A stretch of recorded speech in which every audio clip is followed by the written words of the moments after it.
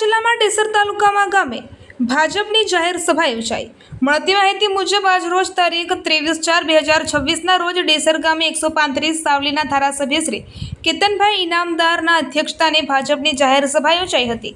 હાલ ચૂંટણીનો રંગ જામ્યો છે ત્યારે ડેસર ગામે એક જંગી જાહેર સભાનું આયોજન કરવામાં આવ્યું હતું, જેમાં ભાજપના 8 ડેસર જિલ્લા પંચાયતના ઉમેદવાર પરમાર મનીષાબેન દલપતસિંહ તેમજ 6 શ્રીમતી રંજનબેન ગિરવતસિંહ રાઠોડ, તાલુકા પંચાયતના ઉમેદવાર પટેલ નિલેશકુમાર ભૂપેન્દ્રસિંહની જંગી બહુમતીથી વિજય બનાવવા આજુબાજુના વિસ્તારમાંથી આવેલ ભાજપના કાર્યકરો, આગેવાનો, ધારાસભ્યશ્રીએ ઉર્જાસભર ભાષણમાં ભવ્ય જન સમુદાયને સંબોધતા ભારતીય જનતા પાર્ટીના તમામ ઉમેદવારોને જીતાડવાની જોરદાર અપીલ કરી હતી।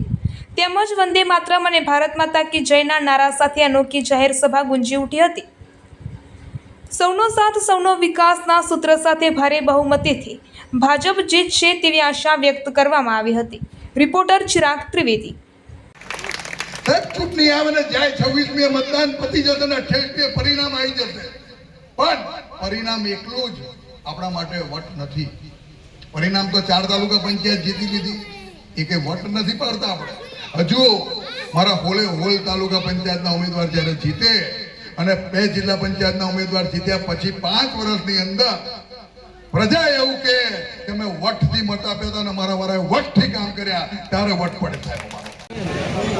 ડેસર ગામમાં ડેસર 1 તાલુકા પંચાયત સદસ્ય શ્રી દિનેશભાઈ ભૂપેન્દ્રભાઈ પટેલ, ઉમેદવાર શ્રી ડેસર 2 શ્રીમતી રંજનબેન ગિરવતસિંહ રાઠોડ અને જિલ્લા પંચાયતના ઉમેદવાર શ્રીમતી મનીષાબેન દલપતસિંહના પ્રચારની પરાકાષ્ઠાએ આજે ડેસરમાં આદરણીય ધારાસભ્યશ્રીએ જોરદાર જંગી મંડળીમાં જનસંબોધન કર્યું અને ડેસર તાલુકાની 8માંથી 4 જિલ્લા તાલુકા પંચાયત આપણે જીતી ગયા છે અને 4નું ઇલેક્શન બાકી છે, પણ અમને આશા છે કે જે લોક આવકાર મળે છે ગામે ગામ ભારતીય જનતા પાર્ટીનું કમળ ખીલશે અને 28મી તારીખે જોરદાર 4 સીટ જે જીતવાની બાકી છે અને જિલ્લા પંચાયતના મનીષાબેન દલપતસિંહનો વડોદરા જિલ્લામાં તમામ સીટો કરતાં જંગી બહુમતીથી વિજય થવાનો છે, એમાં કોઈ મન નથી।